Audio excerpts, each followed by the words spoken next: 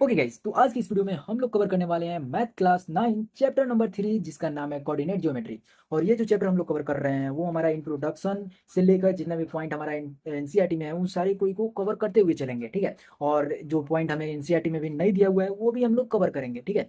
तो यहाँ पे अगर तुम देखो तो सेक्शन 3.1 जो है तुम्हारा इंट्रोडक्शन है, जिसमें केवल तुम्हें बताया जाएगा कि कोऑर्डिनेट ज्योमेट्री क्या होता है और उसका यूज कहाँ पे होता है। तो इसके ऊपर बाद में बात करेंगे, पहले समझो कि कोऑर्डिनेट ज्योमेट्री में हमें आखिर पढ़ना क्या क्या है। तो कोऑर्डिनेट ज्योमेट्री में हमें पढ़ना होगा इंट्रोडक्शन, आखिर कोऑर्डिनेट ज्योमेट्री का क्या है। फिर ऑर्डर्ड पेयर हम लोग पढ़ेंगे कि ऑर्डर्ड पेयर क्या क्या होता है, ठीक है। और यहाँ पे हम लोग देखेंगे कि कार्टेशियन प्लेन क्या होता है, कोऑर्डिनेट सिस्टम जो है वो क्या होता है, ठीक है। और कोऑर्डिनेट एक्सिस क्या क्या होता है, उसे हम लोग किस तरीके से रिप्रेजेंट करते हैं। और फिर देखेंगे कि किस क्वाड्रेंट में साइन कन्वेंशन जो है हमारा वो क्या क्या है, ठीक है।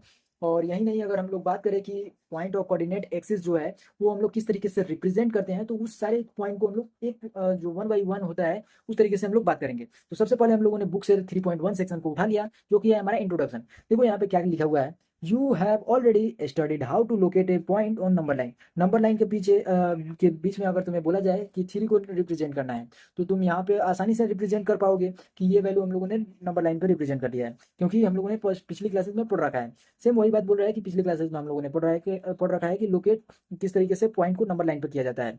और यहाँ पे देखो, you have know how to describe the position of a point on line. और तुम ये भी जानते हो कि किसी पॉइंट पे लाइन के किसी पॉइंट पे किसी पोजीशन को दर्शाना हो तो किस तरीके से दर्शाएंगे।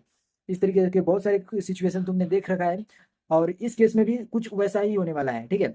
लेकिन इस केस में हमें पोजीशन और रेफरेंस जो है लाइन का उसका ज़्यादा यूज होने वाला है, ठीक है। और एक से ज़्यादा यूज होने वाला है। जैसे कि एक एग्जांपल ले लेते हैं कि एक सिचुएशन है कि ये जो फिगर तुम्हें 3.1 देखने को मिल रहा है इस फिगर से रिलेटेड है, जो भी यहाँ पे स्टेटमेंट दिया गया है।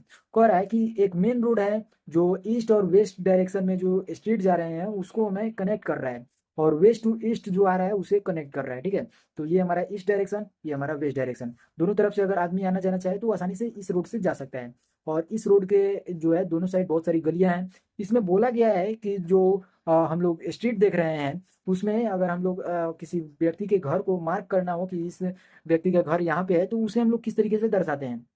क्या उस केस में केवल ये बात मालूम होना चाहिए कि तुम्हारे फ्रेंड का जो घर है वो कहाँ पे है, क्या इतना से तुम उसके घर पे चले जाओगे। जैसे यहाँ पे 3.1 जो फिगर तुम देख रहे हो इसमें टोटल 8 स्ट्रीट है, यानी 8 गली जो है इस रोड से जुड़े हुए हैं। तो अगर तुम्हें केवल इतना मालूम हो कि उसका जो घर है वो हमारा इसी रोड पे कहीं पे है तो तुम क्या उसके घर पे पहुंच जाओगे।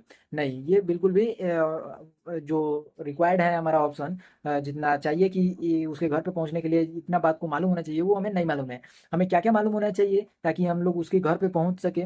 तो ये चीज़ के लिए हमें मालूम होना चाहिए कि उसका घर जो है आखिर किस एरिया में पड़ता है, ठीक है। तो अगर वो कह देगा कि वो उसका जो घर है वो सेकंड स्ट्रीट में पड़ता है तो फिर क्या उसके घर पे तुम पहुंच जाओगे। ये भी उतना जो है इनफ नहीं है कि उसके घर पे पहुंच जाओगे। देखो, ये अभी जो हमारा डिलीवरी का सिस्टम है वो किस तरीके से होता है, तुम्हें बताया जाता है कि उसमें ऑप्शन वगैरह आता है डिलीवरी एड्रेस डालने के वक्त कि हाउस नंबर, फ्लैट नंबर, ये वो। तो ये सभी जो है पटना, दिल्ली, बड़े बड़े शहरों में देखने को मिलता है। फिलहाल अभी तुम जो है अगर छोटे एरिया में आते हो तो तुम्हें केवल अपना लैंडमार्क बताना होता है, जैसे कि कोई स्कूल हो गया, कोई मॉल हो गया अपने घर के आसपास में, वहाँ पे आता है डिलीवरी बॉय और तुम अपने घर से वहाँ पे जाते हो और आसानी से पिकअप कर लेते हो अपने सामान को। लेकिन जो बड़े बड़े शहर होते हैं उसमें flat number, street number, house number इस तरीके से होता है, ठीक है। तो उसी तरीके से इस केस में भी बोला गया है कि जो व्यक्ति का घर है वो किसी रेफरेंस पॉइंट पे है तो उस तरीके से हम लोग पहुंच नहीं पाएंगे। और अगर वो बोल रहा है कि सेकंड स्ट्रीट में है तो उस तरीके से भी नहीं पहुंच पाएंगे। वो प्रॉपर बताएगा कि स्ट्रीट नंबर 2 में 5वां नंबर घर जो है वो मेरा है, तब जाकर तुम वहां पे पहुंच पाओगे।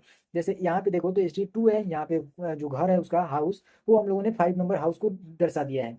सेम उसी तरीके से अगर हम लोगों को दर्शाना हो सेकेंड स्ट्रीट, 7th स्ट्रीट में चौथा घर, तो इस तरीके से हम लोग रिप्रेजेंट कर देंगे, ठीक है। तो ये चीज़ जो है हमें मालूम होना चाहिए, क्या क्या चीज़। तो पहला तो रेफरेंस मालूम होना चाहिए कि कहाँ पे है, फिर डायरेक्शन मालूम होना चाहिए, बहुत सारी चीज़ें जो है वो हमें मालूम होना चाहिए, तब जाके हम कोई चीज़ को प्रॉपर्ली रिप्रेजेंट कर सकते हैं। अब देखो यहाँ पे हम लोग जैसे कि इसका जो 3.2 सेक्शन है उसके ऊपर भी हम लोग बात करेंगे। पहले समझो एक और एग्जांपल के साथ। जैसे तुम्हें इतना दूर पूरा जो है प्लेन दिख रहा होगा हमारा, एक प्लेन पेपर मान लो, ठीक है। यहाँ पे मान लो कि हमारा ये एक प्लेन पेपर है और यहाँ पे हम लोगों ने एक जो पॉइंट है हम लोगों ने यहाँ पे ले लिया, यहाँ पे समझ गए। अब देखो यहाँ पे मैं बोलूँ इसको, तुम्हें बताना है कि ये पॉइंट कहाँ पे स्थित है, तो तुम शायद कहोगे कि सर ये जो पॉइंट है ये हमारा बॉटम से जो मिडिल वाला एरिया है उससे ऊपर है, ठीक है। और फिर तुम कहोगे सर कि यहाँ से थोड़ा सा और आगे बढ़ेंगे तो ये पॉइंट हम लोग रिप्रेजेंट कर देंगे। कोई और बोलेगा कि सर ये जो पॉइंट आप देख रहे हैं लेफ्ट हैंड साइड से, अगर 2 मीटर आगे बढ़ेंगे तो हमारा पॉइंट रिप्रेजेंट हो जाएगा। तो क्या ये इनफ है इस पॉइंट को दर्शाने के लिए? तो नहीं। अब ये पॉइंट जो है दो डिस्टेंस पे तुम्हारा जो लेफ्ट हैंड साइड से है, वो तुम्हारा यहाँ पे भी दर्शाया जा सकता है, यहाँ पे भी, यहाँ पे भी। तो उसके लिए प्रॉपर जो तुम्हारा रेफरेंस है, इसका जो पॉइंट का रिप्रेजेंट करने का तरीका है, वो तुम बताओगे कि लेफ्ट हैंड साइड से इतना मीटर आगे बढ़ेंगे तो, और बॉटम साइड से इतना ऊपर बढ़ेंगे तो। ठीक है, तो इस तरीके से ये हमारा एक पॉइंट का रिप्रेजेंट करने का तरीका हुआ, समझ में आया? और उस तरीके से इस पॉइंट का जो हम लोग लिखेंगे ऑर्डर्ड पेयर, वो हमारा 2 और 7 हो गया। अब यहाँ पे समझो कि आखिर ये ऑर्डर्ड पेयर क्या होता है। देखो, किसी भी नंबर को हम लोग जब कार्टेशियन प्लेन, सबसे पहले कार्टेशियन प्लेन समझ जाओ। सबसे पहले इसे क्लियर कर दिए। अब देखो, यहाँ पे जो है हम लोगों ने एक हॉरिजेंटल लाइन बना लिया, यहाँ पे हम लोगों ने एक वर्टिकल लाइन बना लिया। ठीक है, तो हॉरिजेंटल लाइन को हम लोग एक्स एक्सिस से डिनोट करते हैं, और वर्टिकल लाइन को हम लोग वाई एक्सिस से डिनोट करते हैं। यहाँ पे क्या देख रहे हो तुम, ये सभी जो है वो परपेंडिकुलरली यहाँ पे हमारा स्टैंड है एक दूसरे के ऊपर। ये हम लोगों ने हॉरिजेंटल, ये हम लोगों ने वर्टिकल लाइन लिख दिया। अब देखो, यहाँ पे तुम जो देख रहे हो एक्स एक्सिस, ये तुम्हारा जो है यहाँ पे एक्स डैश से रिप्रेजेंट होगा, और यहाँ पे वाई डैश से। अब तुम्हें देखना है कि ये जो वैल्यू तुम देख रहे हो, ये प्लेन पेपर जो था, ये इसको हम लोगों ने रिप्रेजेंट कर दिया। तो इस वैल्यू से जो है ये टोटल 4 क्वाड्रेंट में बट गया, 4 वैल्यू में, 4 वैल्यू में बटा, इसलिए क्वाड्रेंट नाम पड़ गया है। ठीक है, और जितना भी कोऑर्डिनेट एक्सिस है, इसे हम लोग एक्स एक्सिस बोलते हैं, तो इसे एक्सिस ऑफ रेफरेंस नाम दिया जाता है। ठीक है, और ये दोनों जो वैल्यू है परपेंडिकुलरली एक दूसरे के ऊपर इंटरसेक्ट करता है, और ये वैल्यू हम लोग ओ को दिखाना है। और देखो, यहाँ पे जो तुम 4 क्वाड्रेंट देख रहे हो, इसमें जो साइन होता है नंबर्स का, उसे समझने के लिए सबसे पहले इसे क्लियर करते हैं। यहाँ पे हम लोग सही से रिप्रेजेंट कर ले रहे हैं। तो जैसे कि तुम अगर देखो यहाँ पे, तो यहाँ पे हम लोगों ने एक वैल्यू ले लिया, समझ में आ गया? अब देखो, यहाँ पे हम लोगों ने क्या देखा कि ये जो वैल्यू है हमारा, ये 4 क्वाड्रेंट्स में बट गया। जैसे कि यहाँ पे ये वाला वैल्यू हमारा फर्स्ट क्वाड्रेंट में पड़ गया, ये वैल्यू हमारा सेकंड क्वाड्रेंट, ये वैल्यू हमारा थर्ड क्वाड्रेंट, और ये वैल्यू हमारा फोर्थ क्वाड्रेंट में पड़ रहा है। तो इस तरीके से अगर तुम देखोगे, तो एक्स एक्सिस जो है और वाई एक्सिस जो है, वो हमारा क्या क्या साइन लेकर चलता है वो समझो पहले। जो हमारा यहाँ से राइट हैंड साइड में तुम देख रहे हो, यहाँ से इधर, तो एक्स एक्सिस जो है उस केस में हमारा लेता है पॉजिटिव साइन। ठीक है, यहाँ पे ये वैल्यू हमारा एक्स जो है वो हमारा पॉजिटिव लिया रहता है, और यहाँ से यहाँ जो तुम देख रहे हो, ये भी हमारा पॉजिटिव में होता है। समझ में आया? राइट हैंड साइड यानी फर्स्ट क्वाड्रेंट में जो वैल्यू है हमारा, वो हमारा क्या है, प्लस प्लस है। समझ में आया? ये प्लस प्लस को अगर हम लोगों को लिखना पड़े, तो ऑर्डर पेयर मैंने बताया था कि पहला जो वैल्यू होगा तुम्हारा, उसे हम लोग एक्स एक्सिस का वैल्यू लिखाएंगे। ठीक है, जैसे यहाँ पे प्लस हो गया, यहाँ पे प्लस हो गया, तो ये प्लस प्लस आखिर आया कहाँ से है, उसे समझो पहले। देखो, यहाँ से जो जितना भी वैल्यू आएगा, ये सारा जो है इक्वल डिस्टेंस पे होगा, ये सारा वैल्यू जो है इक्वल डिस्टेंस पे होगा, ये सारा वैल्यू जो है इक्वल डिस्टेंस पे होगा, ये सारा वैल्यू इक्वल डिस्टेंस पे होगा।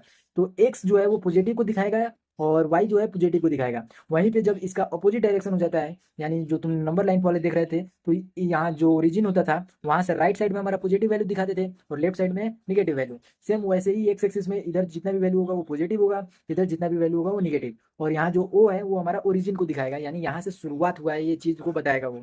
समझ में आया? और यहाँ पे जितना भी तुम्हें मैंने बताया, उसके अनुसार ही वाई एक्सिस का भी होता है। जैसे अपवर्ड डायरेक्शन में बढ़ोगे तो वो पॉजिटिव को दिखाएगा, और वहीं उसके अपोजिट में बढ़ोगे तो निगेटिव को दिखाएगा। और जहाँ पे ये दोनों मिलता है उसे हम लोग ओरिजिन बोलते हैं, और उसे हम लोग दर्शाते हैं ओ से। समझ में आ गया? तो ये सारी जो बात है मैंने बता दिया। अब देखो, यहाँ पे फर्स्ट क्वाड्रेंट का अगर साइन लिखना हो, तो ये वैल्यू पॉजिटिव था, ये वैल्यू पॉजिटिव था। ऑर्डर्ड पेयर लिखने का जो हमारा तरीका होता है, वो एक्स का जो भी वैल्यू होगा वो पहले लिखाता है। जैसे इस केस में अगर हम लोग 2 और 3 लिख दिए, ये हमारा ऑर्डर्ड पेयर में है। ये वैल्यू जो है 2, वो हमारा एक्स एक्सिस पे दिखाया गया है, और वाई जो है हमारा 3 है। तो ये जो है हमारा यहाँ पे, ये 2 हो गया, यहाँ से ऊपर होगा, और 3 ये यहाँ पे होगा। समझ में आया? तो इस तरीके से हम लोग रिप्रेजेंट करते हैं किसी भी ऑर्डर्ड पेयर को। समझ में आया? उसके ऊपर बाद में बात करते हैं, पहले हम लोग यहाँ पे इसके साइंस को समझ लेते हैं। जैसे यहाँ पे हमारा जो निगेटिव है एक्स एक्सिस, तो पहले हम लोग निगेटिव लिख दिए, यानी एक्स एक्सिस को पहले लिख देंगे, फिर वाई लिखेंगे, तो यहाँ पे पॉजिटिव है वाई, तो पॉजिटिव। तो ये निगेटिव इंटू निगेटिव और पॉजिटिव हम लोगों ने इस तरीके से लिख दिया। उसी तरीके से अगर हम लोग 3 नंबर का जो कोऑर्डिनेट है हमारा, वो अगर हम लोग देखने चले यहाँ पे, तो ये वैल्यू जो है हमारा निगेटिव और निगेटिव हो जाएगा। ये एक ऐसा क्वाड्रेंट है जिसमें दोनों साइन जो है सेम होता है और निगेटिव में होता है। उसी तरीके से फर्स्ट क्वाड्रेंट ऐसा क्वाड्रेंट होता है जिसमें दोनों साइन जो है सेम होता है और पॉजिटिव होता है। और उसी तरीके से जो फोर्थ क्वाड्रेंट है, उसका क्या साइन हो जाएगा, एक्स का जो साइन होगा वो पहले लिख लेंगे, और वाई का जो साइन होगा उसको बाद में लिख देंगे। तो ये वैल्यू हमारा कोऑर्डिनेट ज्योमेट्री में थर्ड और फोर्थ को रिप्रेजेंट कर दिया हम लोगों ने। अब यहाँ पे इसे क्लियर करते हैं। और देखो, मैंने जिस तरीके से बताया था कि किसी भी पॉइंट को किस तरीके से कार्टेशियन प्लेन पे रिप्रेजेंट करते हैं, तो कार्टेशियन प्लेन जैसे कि मान लेते हैं यहाँ पे हम लोगों ने एक कार्टेशियन प्लेन को मान लिया, जैसे कि ये हम लोगों ने एक कार्टेशियन प्लेन को रिप्रेजेंट कर दिया, ठीक है। और यहाँ पे हम लोगों ने 1, यहाँ पे 2, यहाँ पे 3, यहाँ पे 4, और बाकी को हम लोग रहने दे रहे हैं। यहाँ पे 1, 2, 3 इस तरीके से जो है मान लेते हैं। पॉइंट्स हमें गिवन है, कार्टेशियन जो ग्राफ पेपर होता है उस पर ऑलरेडी गिवन होता है। तो अगर हम लोगों को वैल्यू जो है रिप्रेजेंट करना हो 2 और 3 को, तो उसे हम लोगों को किस तरीके से रिप्रेजेंट करते हैं वो समझो। एक्स का जो वैल्यू है वो हमारा 2 है, यानी ये वाला वैल्यू, और 3 का जो वैल्यू है वो हमारा वाई का वैल्यू है, तो ये वाला वैल्यू। तो आप देखो ये दोनों वैल्यू जो है हम लोग रिप्रेजेंट करेंगे 2 के सामने एक्स एक्सिस में आकर, 3 के सामने वाई एक्सिस को आकर। तो ये जो जहाँ पे मिलेगा वो वैल्यू जो हो जाएगा हमारा, वो हो जाएगा 2 और 3। इस तरीके से हम लोग रिप्रेजेंट करते हैं किसी भी कोऑर्डिनेट, कार्टेशियन प्लेन पे किसी कोऑर्डिनेट को। समझ में आ गया? तो ये वैल्यू तुमने समझा कि कार्टेशियन प्लेन पे किस चीज़ में क्या साइन होता है, किस तरीके से रिप्रेजेंट करते हैं।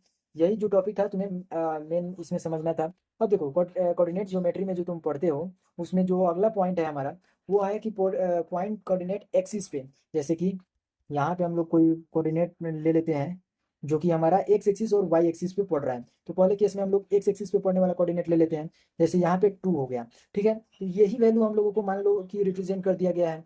तो यहाँ पे हम लोग इसका जो ऑर्डर पेयर है वो हम लोग 2, 0 लिखेंगे, ठीक है। और इस पॉइंट को हम लोग नाम दे देंगे पी। तो ये वैल्यू जो है वो पी इंटू 2 और 0 को इस तरीके से रिप्रेजेंट करेगा। क्यों रिप्रेजेंट करेगा? क्योंकि जो एक्स वैल्यू है वो हमें 2 दिया हुआ है और वाई वैल्यू जो है वो हमारा 0 है। तो जो इसका रिप्रेजेंटेशन होगा वो एक्स एक्सिस के ऊपर होगा। अब यहाँ से तुम्हें एक पॉइंट मिल गया कि अगर कोई पॉइंट जो है एक्स एक्सिस पे रिप्रेजेंट होगा तो उसका वाई जो कोऑर्डिनेट होगा वो हमारा 0 होगा। यहाँ पे मैं तुम्हें बता दूं, जो एक्स कोऑर्डिनेट होता है उसको हम लोग एब्सिसा नाम देते हैं, और जो वाई कोऑर्डिनेट होता है उसे हम लोग ऑर्डिनेट नाम देते हैं, ठीक है। तो यहाँ पे ये दो जो नाम होता है उसमें बहुत ज़्यादा कंफ्यूजन होता है। तो समझ जाओ कि ए से एक्स एक्सिस पे ए से एब्सिसा, और वाई कोऑर्डिनेट जो है वो वाई एक्सिस पे हो जाएगा। समझ में आया? ये एक्स एक्सिस को हम लोग जो भी पॉइंट रहेगा एक्स एक्सिस पे उसे हम लोग एब्सिसा बोलेंगे, और वहीं पे वाई वाले जो भी पॉइंट हमारा होगा उसे हम लोग ऑर्डिनेट बोलते हैं, ठीक है। तो ये समझ लो। और बाकी दोनों पॉइंट को एक्स एक्सिस और वाई एक्सिस को बोलना हो, जैसे एक्स कोऑर्डिनेट को हम लोगों को एब्सिसा ना बोलकर कुछ और बोलना हो, तो उस केस में तुम कोऑर्डिनेट वर्ड का यूज कर सकते हो। तो उस वक्त में बोलना पड़ेगा coordinate of point x axis. समझ में आ गया? अब देखो उसी तरीके से अगर तुम्हें वाई एक्सिस पे दिखाना हो किसी पॉइंट को, जैसे यहाँ पे 3 है, ठीक है, और यहीं पे हमारा जो है पॉइंट रिप्रेजेंट कर लिया। यहाँ पे एक्स जो है 0 और वाई जो है वो हमारा 3 हो जाएगा। ये वैल्यू हम लोगों ने रिप्रेजेंट कर दिया। तो ये वैल्यू जो है हमारा, जो भी वैल्यू हमारा रिप्रेजेंट होता है वाई एक्सिस पे, उस केस में एक्स का जो भी कोऑर्डिनेट होता है वो हमारा 0 होता है, और वाई हम लोग रिप्रेजेंट कर देते हैं सीधा इस तरीके से लिखकर। तो यहाँ पे जितना भी मैंने पॉइंट समझाया हो वो आई थिंक तुम्हें क्लियर हो गया हो। तो यहाँ पे अगर तुम देखो तो तुमसे क्वेश्चन जो है किस तरीके से पूछे जाते हैं वो समझो। जैसे कि तुमसे यहाँ पे कोऑर्डिनेट दे दिया, ठीक है। यहाँ पे पूछा जाएगा कि ऐसे कौन से कोऑर्डिनेट होते हैं जिनके जो दो साइन होता है वो हमारा इक्वल होता है, यानी सेम साइन का होता है। तो उस केस में जो कोऑर्डिनेट है हमारा, जो अगर दो कोऑर्डिनेट हमारा सेम साइन का दिया रहेगा, उसमें अगर बोला जाए कि किस क्वाड्रेंट में पड़ेगा, तो वो या तो थर्ड में पड़ सकता है या तो फोर्थ में, सॉरी थर्ड में पड़ सकता है, ठीक है। थर्ड और फर्स्ट में पड़ सकता है, ठीक है।